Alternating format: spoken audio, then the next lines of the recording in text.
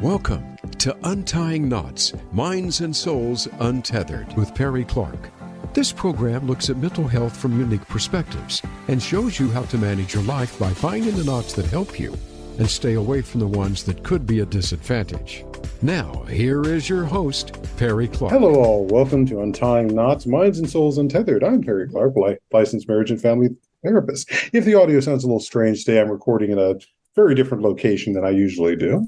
But I want to remind everyone that, as a disclaimer, that this podcast is for entertainment and educational purposes only. Please seek out a mental health provider in your area to work on your unique issues. So, our episode today is a gentleman that I've been watching as a result of my having talked to and recorded with Bridget Jeffries. I happened to be sitting down as I was doing something else to put on YouTube and watch something else she was in. And then up pops this gentleman here. And it's like, oh, who is this? And this was for RuneQuest, which was part of Chaosium. And who I'm talking about is the very prolific actor and podcaster, London Carlisle. London is a New York-based actor and improviser, originally from Alabama. London received his BFA in the theater performance from Auburn University. Since then, London has been seen on stages across the country, especially this is just audio, regional theater credits, including Alliance Theater, the Public Theater, Classic Theater of Harlem, and Florida Studio Theater. London's performances in Hands Up at the Alliance Theater was called Astonishing, and the high point of the play by the Atlanta Journal-Constitution. When not on stage, London co-hosts the 111 or 111 podcast with Jackson Whiting of the band ZYX. In addition, he's trained at Auburn University, or Auburn, London, at Auburn. London has worked with prolific actors, is also trained with the Katana with Yoshi Amuro, founder of the Samurai Sword Soul Theater Group. London is an avid tabletop player, a role-playing gamer, and can be heard on the Emmy Award-winning podcast Ain't Slayed Nobody. He is also the producer and game master of Spot Hidden, a Call of Cthulhu stream. London's gaming collaborators include Wizard of the Coast, Chaosium, and Paizo. Welcome to Untying Knots, Minds and Souls Untethered, London. Thanks for having me here, Perry, and thank you for the wonderful introduction. It's good to be here. Try to, and it's a pleasure to be able to talk to other gamers that are also of color, considering this field as being often considered so white. Yeah. Good to talk to someone who looks like me, sounds like me. Speaking of looking, you mentioned that this is audio only. I was showing off my Auburn water bottle. I always keep some sort of Auburn apparel anywhere near me. I'm wearing a stylized tiger on my hat because I am just about that life. So yeah, War Eagle to all the Auburnites that are listening. So yeah, gotcha. Thank you. It would be San Jose State. Go on the Chargers and the Spartans. All right. Hey, rep your school. Do it. Oh, I ain't going to be mad. So as I start often with everyone is, how did you get here? How did I get Whatever here? You want to share with everybody and your journey. Yeah. So I got here because of this unmet need as a child. Okay, that sounded really dark. The need, it really isn't that serious, but it was a need to go on adventures. And video games just didn't do it for me, right? I needed something more expansive. I needed something deeper. I needed something that I could affect. But unfortunately, I never found role-playing games until I was almost out of undergrad. And I played my first session of Dungeons & Dragons with a couple of friends and had a great time and didn't touch it again for a couple of years. Like so many of us, I started with the Choose Your Own Adventure books. Oh, yeah. That was something that really helped me get into it as well. Did you ever catch Give Yourself Goosebumps, which are kind of on the same vein? No, I didn't. Okay, this was during the 80s and Scholastic. Yeah. Yeah, I guess it's just 90s. Yeah. R.L. Stein with the Goosebumps books, he also did like a line of Choose Your Own Adventure. So I hit Choose Your Own Adventure. I hit Give Yourself Goosebumps, but never Dungeons & Dragons. Just it never really entered my sphere. I didn't know anybody that played it, never seen it played. And then years later, the pandemic happens. I'm 1,000 miles from home in a new place that I just moved to. And I used tabletop role playing games, specifically Call of Cthulhu, to really get close to these people that, I was so far away from, but then I ended up never feeling closer to them, which is really cool. So I got here through wanting to go on adventures and explore and create worlds and inhabit those worlds. And that led me to talking to you today, Perry. Yeah, it's a pleasure to talk with you more about it, especially that aspect of us after I was introduced to you on the RuneQuest games, like, oh, he's doing Harlem Unbound, must watch. He's doing Haunted West, must watch. And then I sort of over to your channel as well with the Spot Hidden. Spot Hidden, yeah. So I watched a few of those and enjoyed what I was seeing. Thank you very much. Yeah. And it's funny, like getting to run Harlem Unbound from Harlem. That's where I am at the moment. Yeah. And just like so much history. When I bought the book for Harlem Unbound, I was reading an adventure in it, and I found out that I just lived down the street from where Alelia Walker's dark tower was. This was just like, I was a block away, and there's all this history just down the street, and I can go and, see where these people walked around or where I'm setting my horrors at, and, just scurry on home before I get eaten by a Shoggoth or something. So, yeah.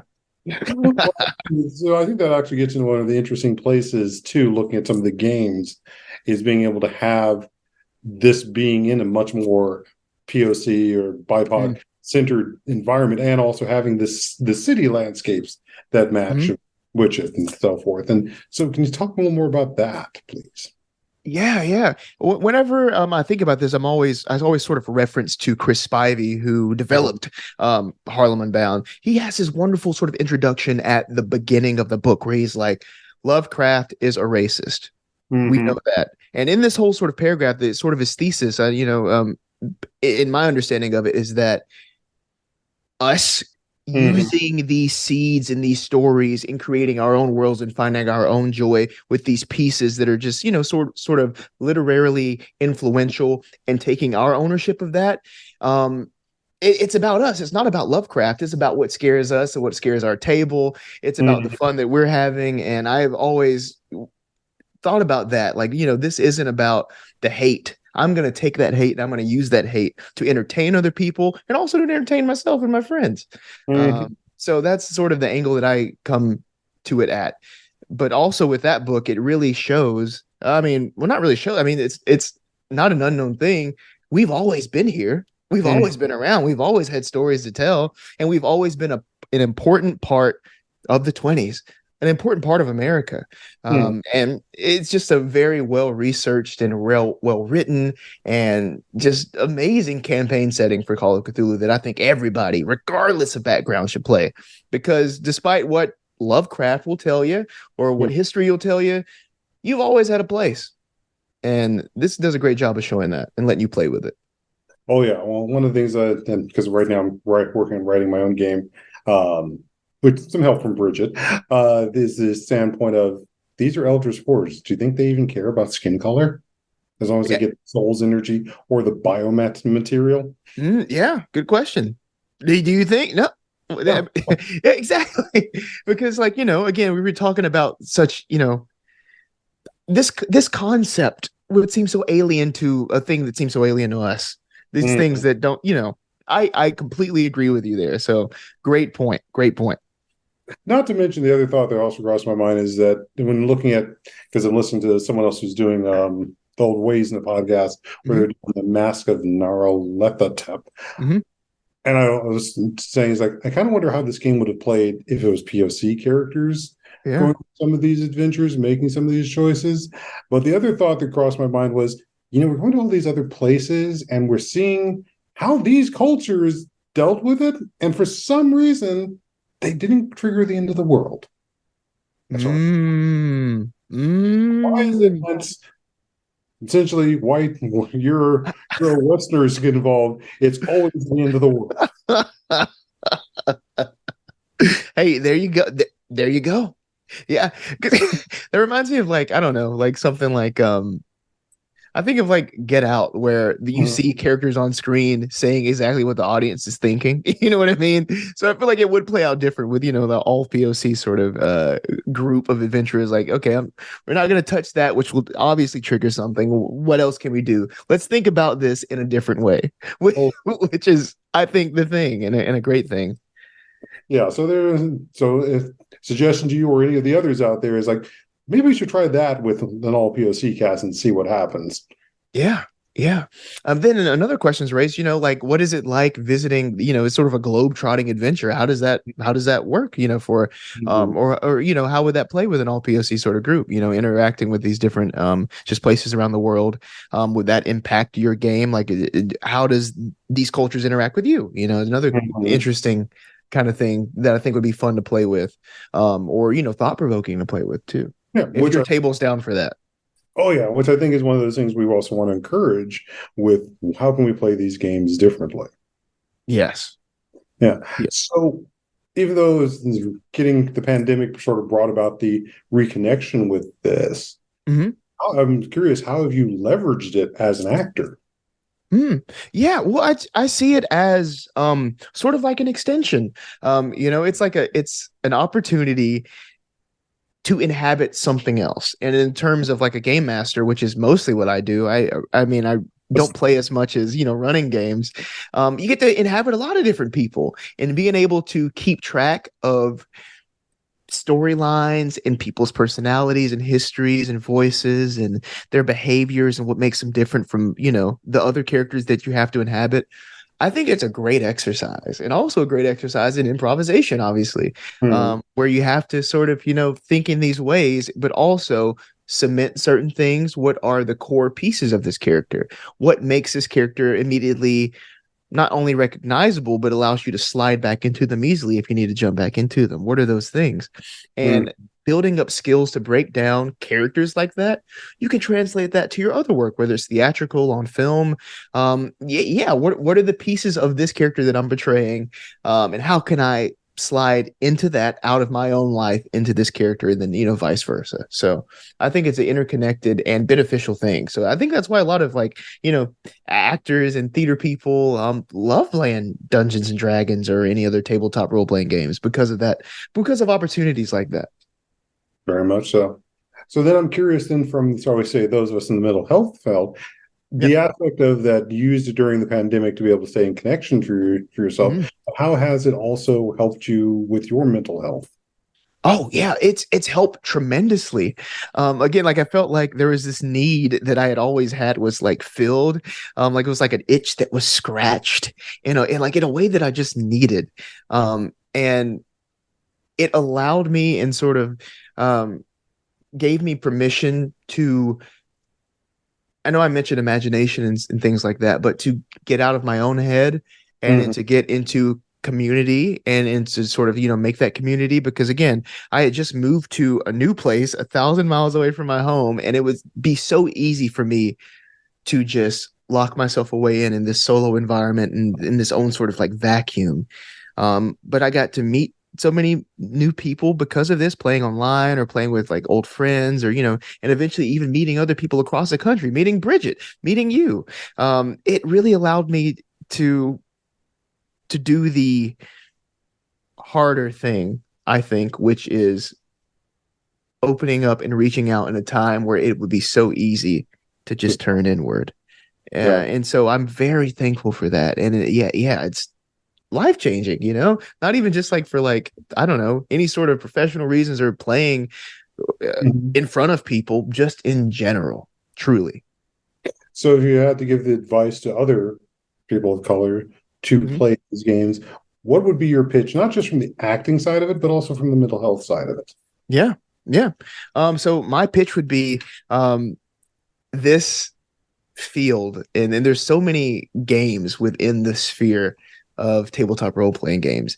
There's something for everybody, and there's something to make you smile. It's all about playing at the end of the day. It's all a game. So that being said, there is something for you in order to draw closer to your friends, to explore other avenues of yourself that you had never explored before, explore avenues of who you want to be, like who is who do you want to become for just a couple of hours. You can become that person every week and go on these adventures and conquer things that you never thought was possible. And maybe that could even translate into your own life of, realizing that you are stronger than you might have thought, and going out and conquering your own monsters and battles and leveling up. Things like that. That'd be my pitch. Like there's something for you here. Find what that is, find what your friends want to do, get together, and yeah, like you'll see parallels in your own life after you start playing. Because I know I definitely have. Very nice. And so, I think we're now starting to see a few more people of color stepping into roles of playing the games, which we're also seeing on Twitch and YouTube and so forth. Ever any plans to work with some of those other groups? Yeah. One of my so when you saw me with Harlem Unbound, was it through Chaosium or was it with Three Black Halflings? I think it was probably Chaosium. Gotcha. So Three Black Halflings podcast. Yes, what was that? I think it was it was Chris Spivey's podcast. Okay, yeah. Twitch channel. I was watching those. Yeah. So I think, I know you've been on Three Black Halflings, and then because Chaosium ones were the ones at least I knew of. Yeah. But others, please share. I just wanted to shout them out because, like, I remember when I was coming into this field, not seeing as many people that look like me, or knowing like a place in it. I found that podcast and like that was like, oh wow, like again, these people are doing it and these people are excited about it and they're creating in it. So eventually I got to run Harlem Unbound for them, which is really, really cool, like a little full circle moment. So yeah, I'm always looking for opportunities to get into groups with more people that look like me or also people that don't look like me, but it's always I'm always ready and willing and excited to play with anybody, but especially being able to be in a position where other people can see people that look like them playing the game and having fun. And I did this show, you mentioned it in my bio, Hands Up, in Atlanta at the Alliance Theater. So I introduced I was that annoying guy. I introduced my entire cast of Dungeons and Dragons. Like I made everybody play when we weren't at rehearsal. Wait, was that the group that you brought on from the Radiant Citadel? Yes. I watched the first one of those. I didn't get to see the second one. Yeah, so eventually they even got into streaming with me. So that's after this show was done with. We're all in different places. We're still coming back together to play Dungeons and Dragons. You know what I mean? So that kind of thing. I love that. And showing that there's some cool stuff here. Oh yeah. And what you can play, and then of course the diversity from obviously the high fantasy to the horror that you see with Cthulhu to, I'm sure there's a spy drama version out there somewhere. Yeah. Playing. Yeah, and that Radiant Citadel setting that you mentioned, God's Breath is what it's called. It does mix, your fantasy, but it mixes like your sort of eldritch horror in there as well. But it was also grounded in a place that we were all familiar with, the American South. We know what that's like. We're all from there. And getting to play in like a sort of a fantastical version of that and having these touchstones that we could easily grab onto and then run with was really, really cool. Really, really cool. So I love God's Breath. I'd love to play in that world for like years if I could. Yeah. Well, especially the aspect of two is like, how do these settings change when we get a hold of them? Yeah. To bring them forth. So yeah. I've actually been I've seen like lots of people play that scenario on YouTube, lots of cast doing it, and I've mostly seen mostly full white tables playing this game set in the Black American South with this world full of like Black people, and like I'm just always so curious to see like what's that like, and like are that what touchstones of this culture are you learning, or but it's cool seeing people engage with something that is different from their own background and learning through play. In a way, which is cool. Yeah, it's funny that we're one of the only Black groups that have done it, but alas. Yeah, there's that standpoint of market share. I'm sure there's still some holdover from the idea of the satanic panic, but I think too the question, and this even goes back into the mental health, what does it mean for those of us who our POC, and we're not the classic trying to be the sports or entertainment mavens. What do you want to be the ones who are maybe a little more geeky, a little more focused on studies and so forth? What does it mean to create the space that is ours? I mean, yeah, like what does it mean to create the space, like from like a non-performer, just like a sort of like a strictly geeky perspective? Yeah, so like not even talking about, being seen or because I know that's not attractive for a lot of people, being perceived at times. You just want to play for fun. There are things there for you as well, because I think about like how much better at math I've gotten just from playing these different games. And so like if you're a numbers person, there's something for you. If you're a history person, there's something for you where, you can dive into histories that you never knew about, histories that might just be down the street. And also, if you're a dungeon master, you can incorporate pieces of history into your worlds, into your stories, and kind of getting this kind of cool view of what the people at your table would do with faced with these historical situations, when faced with these societal, and sociological issues that might pop up in the games that you nab from history. So it's also a cool interdisciplinary way to explore the things that you geek out about and to incorporate them into your game. And that's like something that you can't do with a video game per se. You know what I mean? The game is packaged and built. Yeah, packaged and built before you ever get to it. But if you can take your passion for botany and create like the most complex druid that has ever druided in the history of druidry, what's better? So yeah, I mean, like it's a great way to explore your own geeky obsessions. Perfect. I think that's a great place for us to go and take the break here. So we're going to come back for this second half after our short breaks here, folks. So I'm Perry Clark, licensed marriage and family therapist, here with London Carlisle, actor, producer, gamer, and geek, here on Untying Knots, Minds and Souls Untethered. So stay tuned, folks. We'll be back shortly.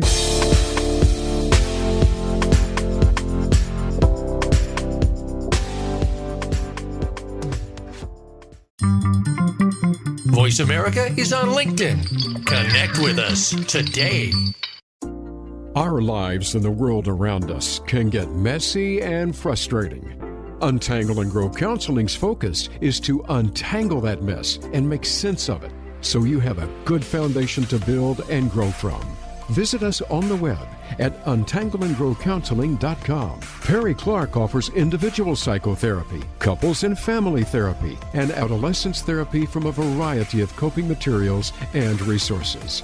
Visit untangleandgrowcounseling.com for more information. Change your world. Change your life. VoiceAmericaEmpowerment.com.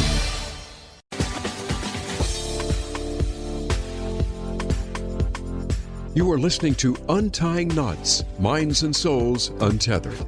If you have a question or comment about our podcast, send an email to pclark@untyingknotspodcast.com. That's pclark@untyingknotspodcast.com.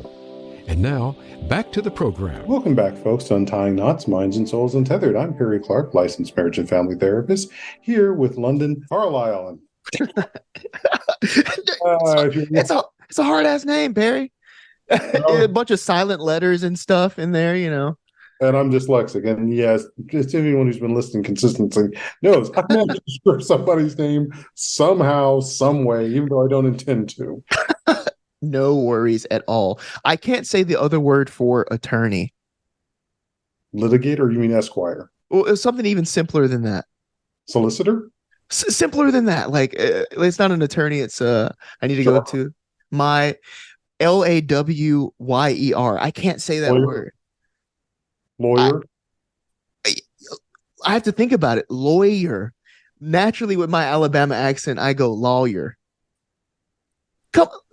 They don't practice law. They practice law. So it just never made sense to me. Okay, I digress. No, but that's fine. But that's that element of slice of life, because I think that's one of the beauties of what we were talking about during the break was the other thing that you're interested in, which is sword fighting.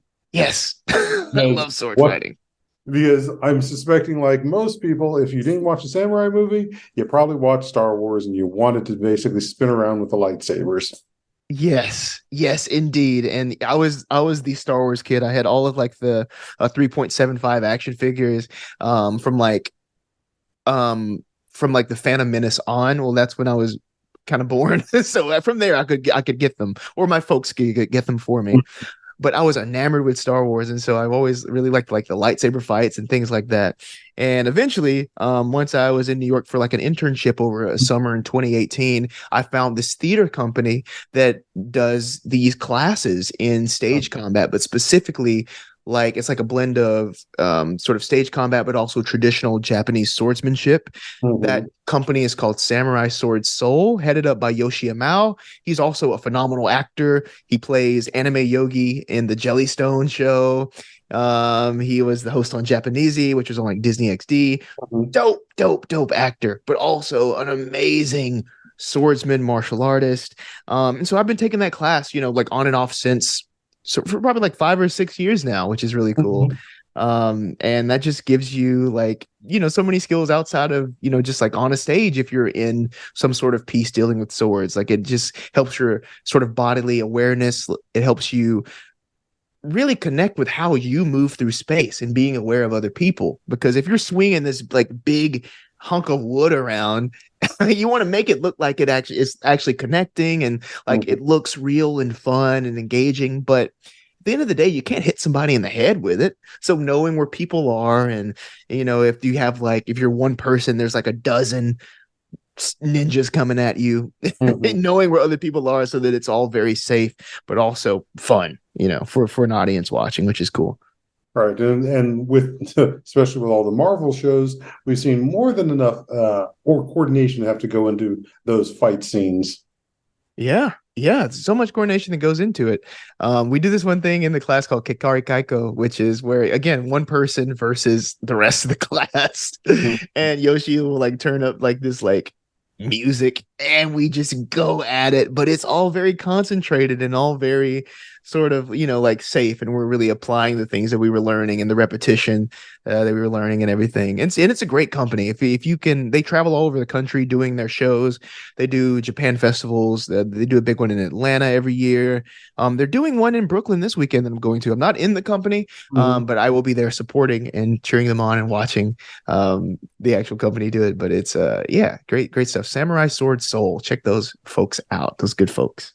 And even though this is an audio podcast, you should see the giant grin on his face as he is talking about this. I'm nerdy, Perry. I'm nerdy. Okay. I didn't say you were nerdy. It wasn't that you weren't nerdy, but it's just like the grin, the aspect, the radiance that's coming off of these pearly whites. I'm almost blinded here.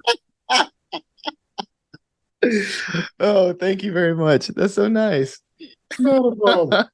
But it's that giddy joy, and some would say black boy joy, or at least joy that in being able to indulge in this. And we don't have to be super serious all the time. Yeah, you're right. Yeah. Smiling is good for you, I believe. And I was just telling Perry on our break, I'm gonna pick up a new sort of aspect of my swordsmanship and stage combatancy. I just got this cool scholarship at a school in Brooklyn for a 10-week course on the Shaolin Dao sword, and sort of integrating that with single sword training combat, and at the end of the course being tested by the Society of American Fight Directors, which will be very, very cool to do and to have that other little side of me. So we get the Star Wars with the Samurai Sword Soul, with the Shaolin Dao, we get the Wu-Tang, so that's that's where I'm at, right? So, okay, I guess now, I can't believe it. I'm going to suggest this one, you can think about it as you want to run a game, probably, shall we say, the Samurai Wu-Tang, but POC centered RPG. It would work. I was like, should I make like my own like lasers and feelings hat, just something simple so that I can get the hip-hop martial arts blend? Oh yeah, it'd be fun. It'd be a fun game. Well, again, depending on how you market it, it's pretty much going to hit every single black anime nerd that's there. Yeah, yeah. I mean, you can't really see it behind me, but I have like this. I have a poster. It's like a RZA concert poster where he live scored the 36 Chamber of Shaolin behind me. A big poster of that movie. Again, I'm a huge nerd about this stuff, so it's weird. It's not even like a picture from the movie 36 Chamber of Shaolin. It's a picture of Gordon Liu from the movie the 8 Diagram Pole Fighter. But it's just a cool picture, so I guess RZA wanted to use it anyway. This is besides the point. Your listeners can't even see this, but I geek out about kung fu flicks and music and other stuff other than tabletop and acting, which is really cool. I mean, not that I follow a lot of his work, but I know he's had the what was it, Man with the Iron Fist? Yeah. And he also did a couple of pieces for Pacific Rim. Oh yeah, and he also scored Kill Bill, Quentin Tarantino's Kill Bill. So, Speaking of the Man with the Iron Fist, it's funny. So, 36 Chamber of Shaolin, I just mentioned the actor Gordon Liu, who starred in this movie back in the day, back in the 70s. I believe RZA, grew up watching this movie because named the first Wu-Tang album after this movie and after Enter the Dragon, called Enter the 36 Chamber. Gordon Liu, the star of this movie, plays the abbot of Shaolin in RZA's movie Man with the Iron Fist. So I can imagine that's like a full circle moment of like, watching somebody as a kid growing up, using inspiration from them to elevate yourself and then getting a chance to work with them eventually, which is really cool. Gotcha. Oh yeah. And if people know that history, then it's even more poignant. But it's that little takeaway that you're going to find in those cliff notes as well. Yeah, I guess so. Yeah. Maybe I'm thinking too deeply. A bunch of people, which I'm sure they're going to go scurrying to watch. Check it out. Gordon Liu's dope. He's awesome. He's really cool. He's in Kill Bill as well. He plays 2 roles. He's in Kill Bill 1 as Johnny Moe, leader of the Crazy 88, and he's in Kill Bill 2 as Priest Pai Mei. Which I have a picture of Pai Mei hanging above my computer here. Which is also funny because I believe is it Clan of the White Lotus or is it Executioners from Shaolin? I don't know which movie it is. Another old Shaw Brothers movie. But Gordon Liu, a young actor, like I think, a couple years younger than me, I believe at the time, gets killed by Pai Mei in that movie. And then in Kill Bill Volume 2, he plays Pai Mei. So full circle for everybody, I guess. Everybody, full circle. If you need a full circle moment, it's coming, everybody. Oh, definitely. Yes. His mind. As Uma Thurman's character found out. Yeah. I've gone on a complete tangent that I didn't expect. I apologize. But it's showing in our geekiness, which we again are here to normalize being geeks and all of this. Thank you. So one of those others, especially with the aspects of gaming, there's the old aspect, because you were mentioning earlier, you've got another project you're going to be doing in April. Yes, yeah. So in April, I'm going to be a dungeon master at D&D in a castle. Now that's this like great destination vacation over in the UK. So April 5th through 9th, I will be dungeon mastering all weekend, where you can play Dungeons and Dragons in a 600-year-old castle, an actual factual castle. So yeah, that's something that interests you, visit the website dndinacastle.com. And you can, sign up at my table, play with me for a weekend, and I'll make sure I'll cook up a great adventure for you. And I'll be honest with you, Perry, I have not started working on the 24 hours worth of adventuring that I have to deliver, because as part of my style, it's all about inspiration for me when it comes to running games. And when inspiration strikes, it strikes. And then from there, in that place where there's all this energy and all this creative energy, that's where like I work best to like make something that means something to me in the moment. You know what I mean? Something that's immediate, something that's fun. And that's something that I want to do for this for sure. So which also capitalizes on the improv aspect too. Yeah. Totally. So it will be well planned out. I promise. I will have my notes there. But as far as what the adventure is specifically, you're gonna have to sign up to do that. So have to give us some notes later on once it's run, because I think last year in the exact same spot this episode is going to, I got a chance to talk with B. Dave Walters, who was ready to do his own D&D in a castle as well. Yeah. I'm not sure if we'll be there while I'm there. Maybe. But yeah, totally. Was he already all planned out by this time? I don't think Can you I remember? asked that. I don't think I asked him that question. I knew it was coming up. So it was just. But then again, he was also in the middle of Black Dice Society at that point. So it's like, Oh look, yeah. Black Dice Society, wonderful. Speaking of Black Dice Society, Becca Scott is like one of the people that just really believed in me and like nurtured me and like encouraged me to play the game and to like make a stream. Like I was fresh to Cthulhu. She was doing the Calyx at the time, and I watched it. It's like, wow, these aren't the normal people that I see playing these games, playing this game. How do you do it? Like, what do you do? How do I get into this world of, showing the stuff off? And she's just like, just do it. And went out, made Spot Hidden with my friends, and yeah, we've been playing ever since. So Becca's really cool. And even a couple years before that, Mark Meir. And I feel like I've told this story about Mark Meir a billion times, but it's so funny to me. Ever since I was 15, I've been going to this one convention in Atlanta, Dragon Con. right. Yeah, I would go to Dragon Con every single year, and it was always like the best time for me. Even before I could drive over there, I would have my folks take me, and I would, do all the cosplaying and such. And as is normal for a young teen, Marvel, DC, a lot of the times that's it. It's awesome. So I would always do superhero cosplays. I did like Aqualad. I was one of the first people in Atlanta to do Miles Morales, like back when he dropped, which is really fun. Yeah, so I would go to these Marvel and DC photo shoots that were huge, hundreds of people on these giant steps, Dragon Con taking pictures. And you would, over the years, kind of see some of the same people there, but there was always this guy, and you could never see his face. But you always knew it was the same guy because he had the most quality mask. I'm talking about like movie grade special effects mask, always done up, and it was the same guy.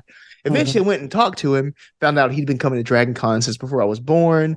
He lived in Canada. He was a really nice guy. And as I got to talk to him, I at the time was really into Mass Effect. And as he was talking, I connected that this was Commander Shepard, which is really cool. And Mark became like, a great friend and played Cthulhu, ran Cthulhu for him eventually. He's also a wonderful improviser.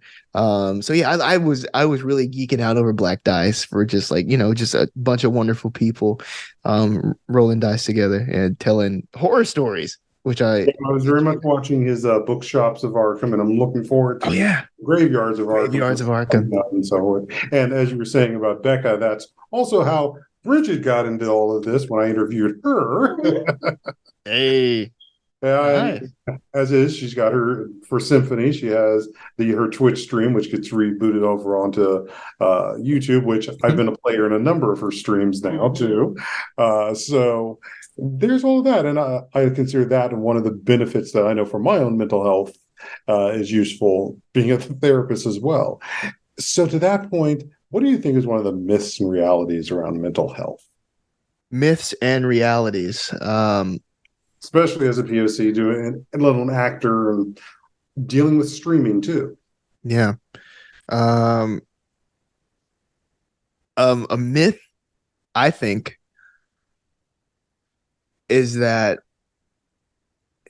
you can't say no in order to go places. That's a myth.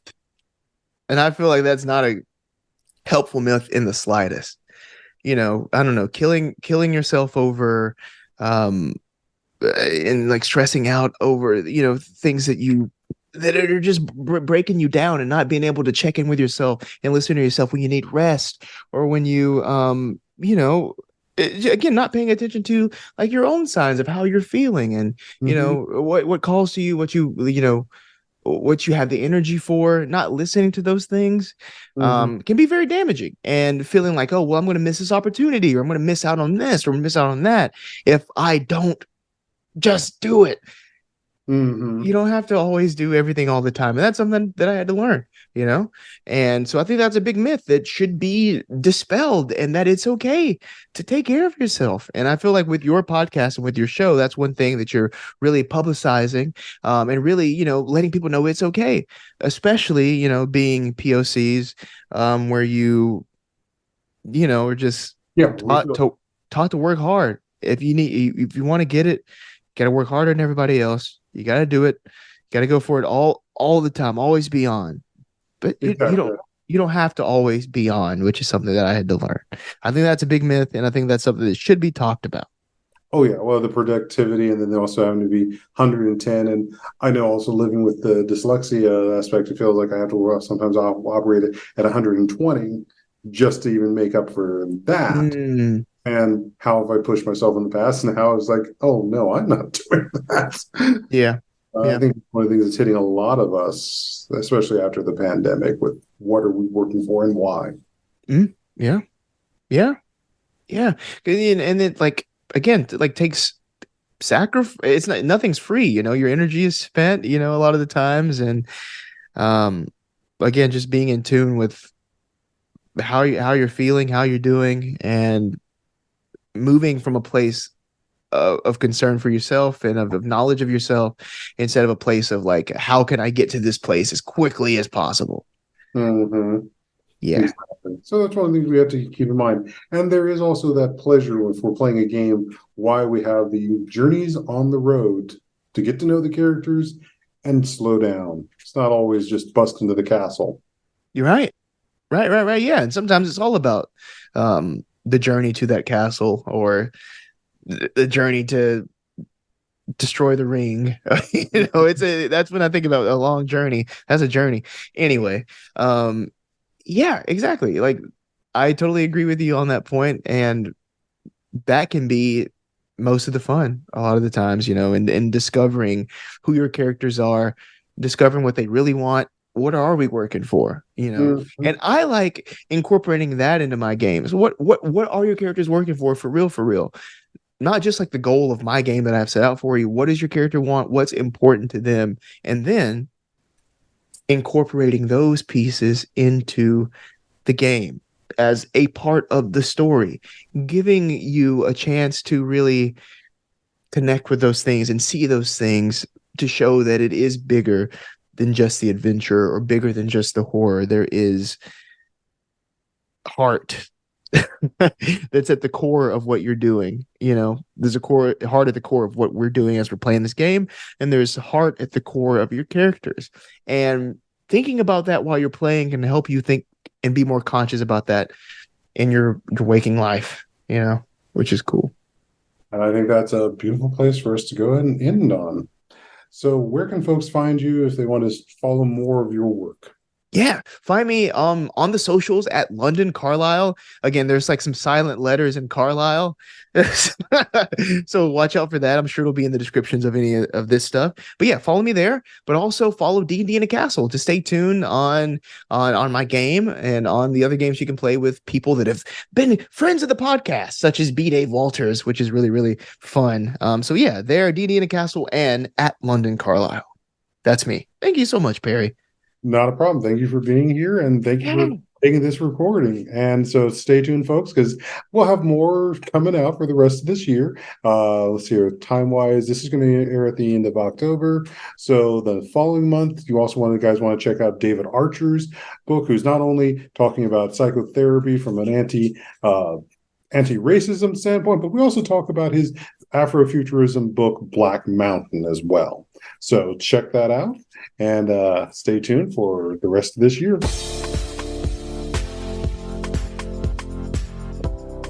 Thank you for tuning in for Untying Knots, Minds and Souls Untethered. Be sure to join your host, Perry Clark, for another episode on the podcast coming soon on the Voice America Empowerment Channel.